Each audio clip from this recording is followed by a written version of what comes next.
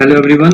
Today I am going to discuss about the topic of first order system with different input. Okay, already I have discussed the calculation of transfer function of so many things. You can see in my lecture. Okay, today I am going to discuss about first order system with a step input, ramp input, impulse input. Okay, at least I will discuss three in this lecture, and later on I will be discussing the sinusoidal input. So let's try to understand. I have written here a step first order system. Okay, if my dear student, how we can define the first order system? Already I have told you the system which can be defined or which can be derived, or the transfer function which can be derived from the first order differential equation, that is called as the first order system. Okay, just try to understand how we will calculate. I have told you, if the system or if the differential equation is in the form of tau dy by dt plus y is equals to kp into xt, then this is called as the first order differential equation. Now, if we will take Laplace of this equation, taking Laplace, so you can get tau s ys plus ys is equals to kp into xs. Okay, so if you will take common ys, then you will be getting tau s plus 1 is equals to kp xs. Okay, now my dear student, if you will, this is totally nothing, this is a total mathematics, that's a variable, we are making all the variable in one side which does not require. So this is the equation tau s plus 1, tau s plus 1. Okay, so this is our first order transfer function of first order system. Okay, now understand one thing, my dear student, what is happening here. This ys is our desired output. This is our desired output, and already I have told you this is xs, and xs is called as our forcing function. This is called as the forcing function, or this is also called as our input.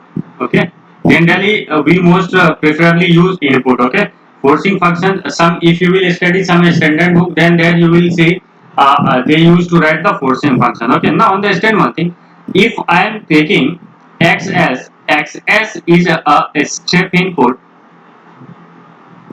Xs is a step input, my dear student, and having magnitude of m.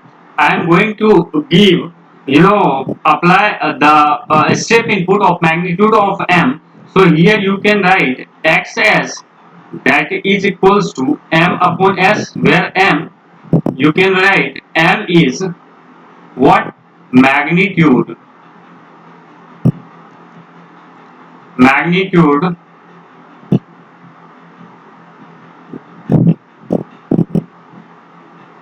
magnitude of a step input. Okay, by understand, xs is magnitude, m is a magnitude of our step input, that I have written here. Now you are going to apply this input to this particular output. Okay, y, so you can write ys, that is equals to m upon s, and here you will see kp upon tau s plus 1.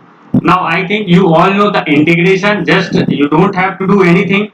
Okay, it's a very easy thing. Only what you have to do, only you have to apply the partial fraction method, and you have to do these things. It's a very simple. Only you have to apply the partial fraction method, and the thing becomes very easy for you. Now what I have written here, that ys, that is equals to m upon s into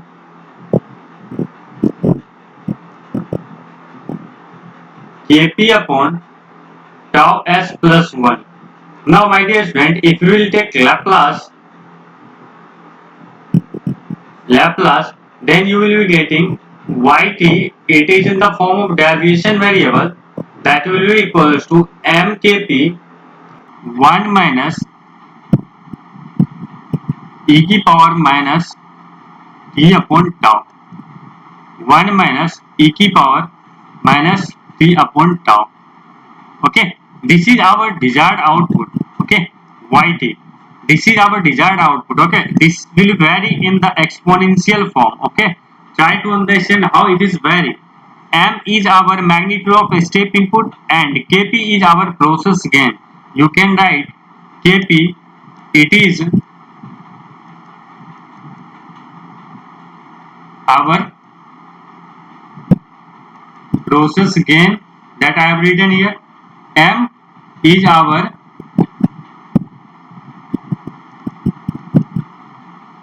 magnitude of step input. My dear student, it's a very easy thing. What you can write, this is, you can write it in the form of deviation variable. You can write here it is yt minus of ys. If a steady state value is given, then you can write it in this way: m kp 1 minus e की power minus t upon tau. Okay, so this is the formula, this is the required formula that you have to use in above when you will be solving the numericals. Okay, that's very important. Now understand one thing, how it's how you are going to use this formula. It's very important. Try to understand. If the question is written ys upon xs, that is equals to 2 upon s plus 1 upon 3, 2 upon s plus 1 upon 3. So first what you have to do, you have to resemble this formula in terms of the first order transfer function. So what I have told you, what is the transfer function of first order system, that is equals to kp upon tau s plus 1. So here you have to make 1, but here what you see here, this is 3. So what you have to do here, you just do these things: ys upon xs, that is equals to what, 3 into 2 upon 3s plus 1. So my dear student, from here if you will see, then what will you get? You will be getting tau, that is equals to 3, the value of tau is equals to 3, and the value of kp, that is equals to 6. First you have to gain the dexterity while calculating these things. Okay, first any transfer function will be given, first you have to mold that transfer function in terms of first order system, kp upon tau ps plus 1, and after that we'll proceed further. Okay, so first you need to be dexterous in these things, otherwise it will be very difficult for you. Okay, so that's why I'm letting you to understand these things. Now understand one thing, how we are going to calculate, apply the step input. Here what I have seen, I'm just going to give you uh, what we have calculated: yt minus ys, yt minus ys, that is equals to mkp 1 minus e की power minus 3 upon tau. It's very simple. I think this formula you need to remember. If you are unable to remember this formula, then the thing becomes very difficult for you, because it is one of the basic formula in process dynamics and control.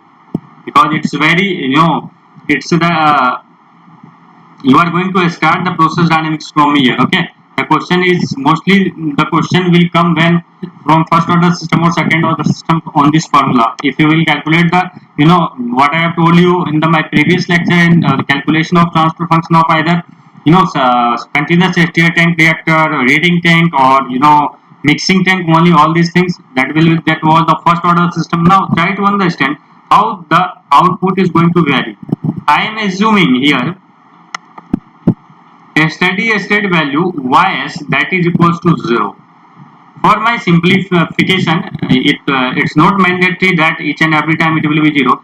Now so I am taking it is 0. Now what will happen, yt will be varying with help of time. So here t upon tau, you will see here this is t upon tau, and here it will be yt. My dear friend, if you will substitute t is equals to 0, then what will you see, yt is equals to 0. First thing you will be getting this one. Now if t tending to infinity, what you will get, yt tending to mkp. and if t tending to infinity, that is infinity, and this is the ultimate value. It is called as the ultimate value. Means if in the question they are asking about calculate the ultimate value of the system or calculate the ultimate value of the response, then you have to calculate at t equals to infinity. And if they are asking about to calculate the initial value of the response, then you have to calculate t equals to 0 first thing. Second thing is that if you will see here at t equals to 0, t equals to infinity, here this will be mkp. This is our ultimate response. I am writing it as MKP. This is the value MKP. Now, what will happen? Our response will be varying exponentially, increasing, and they will reach to the MKP level. The graph will be like that, I think. Okay. In this way, you will be getting your graph. Now, at any particular time, if they are asking at t equals to 0, t equals to 5, t equals to 10, at any time, you can calculate the value of our response. Okay, at any time. So, first thing you can see from the graph is varying exponentially first. If they are asking if a step input is going to apply in the first order system, then the output response will be, so the output response will be exponential. And what? Exponential increasing. Output response will be increasing. Try to understand, if there is a mercury thermometer, if this is a mercury thermometer and you are going to put this mercury thermometer in the bath, heating bath, then what will happen? If you are giving a step input of 10 degrees centigrade temperature, then what will happen? The response of the output of the temperature will be varying in this way. That will be varying exponentially first, and they will be increasing. Means if you are placed, the mercury at 20 degrees centigrade, then what will happen? If you are giving a step input, then it will be increasing, and it will acquire ultimate value. After that, the value is not going to increase. Okay, that's called the ultimate value. So first thing. Second thing is that, my dear student, if you will see from the graph, what is happening over here? The graph is changing the slope. That's major concern here. If you will see from the graph is going to change the slope. Okay, that's major concern here, because if the slope of the curve is not going to change, then what will happen? If the slope of the curve is going to be changed, then what will happen? That's two different things that you can see from here. Just try to understand. It's as simple as that.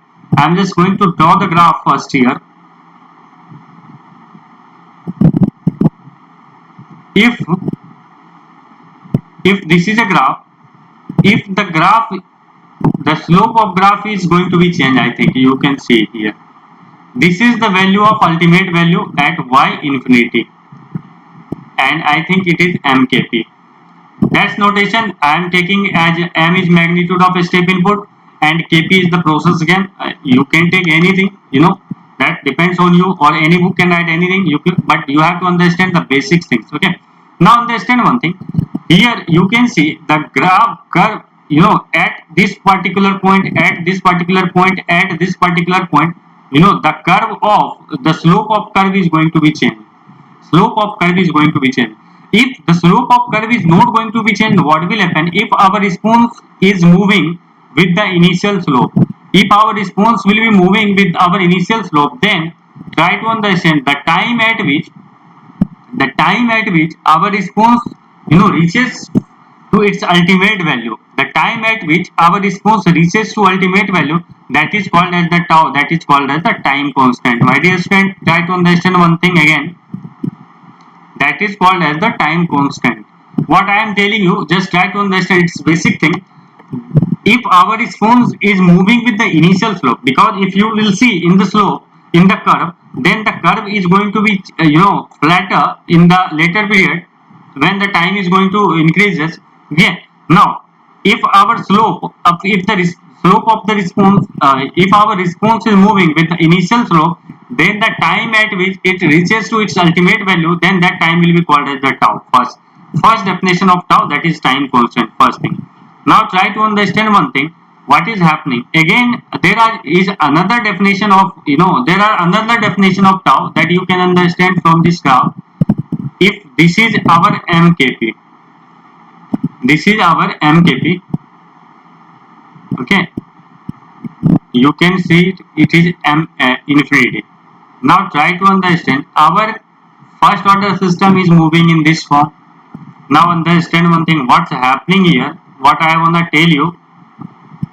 If our response is moving, it is going to be changed, the slope of the curve is going to be changed. Now understand one thing, what will happen, the time at which it reaches 63.3% of its initial value, sorry, final value. If here it is 63.3%, if this value means t is equals to tau, t is equals to tau when y t is equals to 63.3% of y infinity. It's as simple as that. If you will see the definition, then there are two definitions of time constant. First is if our response is moving with the initial slope, the time at which it reaches its ultimate value is called the time constant first. Second thing is that if our response is not moving with the initial slope, if it is changing the slope, then the time at which, what I have tell you, the time at which it reaches 63.3% of its ultimate value, then the time that is called as the tau, that is called as the time constant of the system. Most of the time, we used to calculate the time constant, maximum. In most of the question, they used to ask calculate the time constant of the system. Okay, sometimes they will give you the curve and they will be asking you how will you calculate, the time constant of the process. So in this way, you have to see the graph and you have to calculate the time at which it reaches 63.3% of its ultimate value. First thing. Second thing is that, my dear student, try to understand again one thing, how response is moving. Here you have seen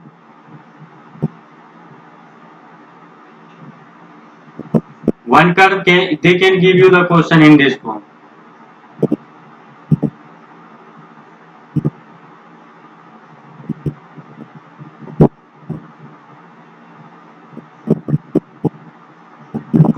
Okay, here it will be yt, here it will be t upon tau. Now understand one thing, what's happening. If I am assuming it t was tau 1, this is tau 2, this is tau 3 and this is tau 4. There are four curve, there are four tau time constant for the process because the process will be changing. Now what is happening here, try to understand. This will be the ultimate value. The graph will be a straight line. Okay, there is problem while drawing in this graph, that's why I have written in this way. Okay, now what will happen here, just try to understand. For tau 4, what is happening, the response is reaches first to its ultimate value, then tau 3, then for tau 2, then for tau 1, then what will happen, so you can write it, tau 4 is less than tau 3 is less than tau 2 is less than tau 1. That's very important, means tau will be decreasing. What is significance of tau? Means how much fast your response is reaching to its ultimate value, accessing to its ultimate value. That is called as the time constant.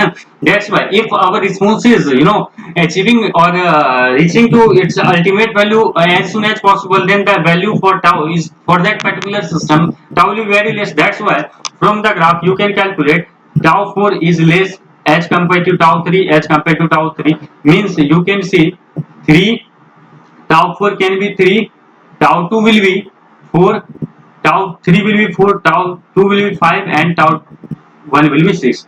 These data you can get. Okay, I have just taken the random data. Okay, in the question they may be giving some different data. You don't have to be confused, you have to understand the basic mechanism what's happening here. Okay, I think it's very clear to all of you now. Again, now I am moving to second system, sorry, second input, that is that is our impulse input. That's also very important, my dear student, for examination point of view. Okay, I am going to give you the discussion about second is our impulse input.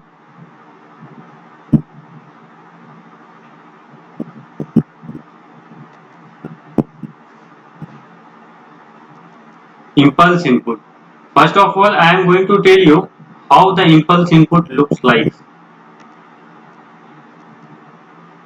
Impulse input is very important in our chemical reaction using CRE when you will be studying a pulse tracer experiment. Okay, so just try to understand the basic things what I am telling you.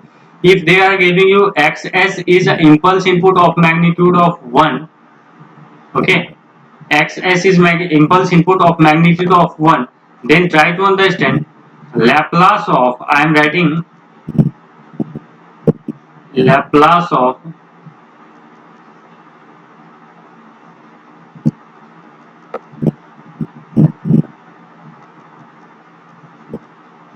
impulse response is 1.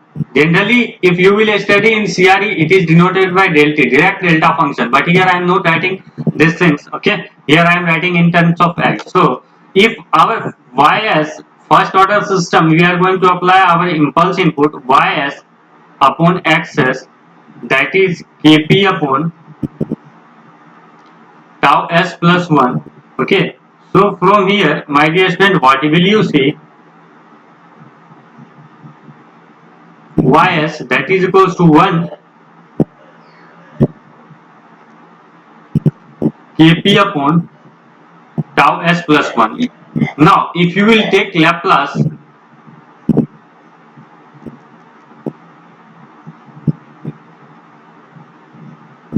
taking Laplace, so you will be getting Yt is equals to Kp upon tau into e की power minus t by tau. E की power minus t by tau. So this is our desired output for our impulse response. Try to understand one thing. Here I have taken the magnitude 1 only. Magnitude of impulse input, it can be m, any magnitude. If it will be magnitude of m, then what will happen? Yt that is equals to mkp upon tau into e की power minus of t by tau. You will be getting your response in this form. Okay, I think it's clear to all of you how our impulse response is varying. You don't have to take any tension about that. Okay. Now try to understand how the graph is going to be vary. So what you have seen here, you have seen Yt that is equals to mkp upon tau into e की power of minus t by tau. This is our desired output.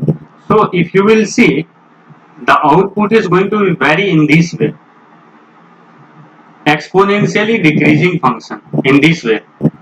Here at t tending to 0, our output Yt that is equals to how much? mkp by tau. At t tending to infinity, our output y infinity that is equals to what? 0. This is the thing that you can see from the graph also. Here the value what you are getting at this is equals to t is equals to 0. Okay. Now this value is equals to mkp upon tau. Now try to understand, idea student, what you have seen in a step input Yt that was equals to mkp into 1 minus e की power minus of t by tau. That was the response of our step input. That is the response of our what? That is the response of our impulse input. Now, if you will differentiate the response of a step input dyt upon dt, then what will you get?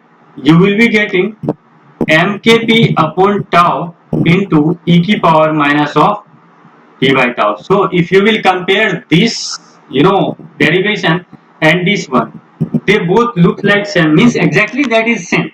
Means what data you can gather from here means at any particular point, the slope of a step input gives us the slope, impulse response. Means just try to understand what's happening here. If it is the graph of slope, graph of a step input, now, if at any particular point, if you are going to calculate the slope of this particular graph, then this will give you the impulse input. I think it's very clear to all of you.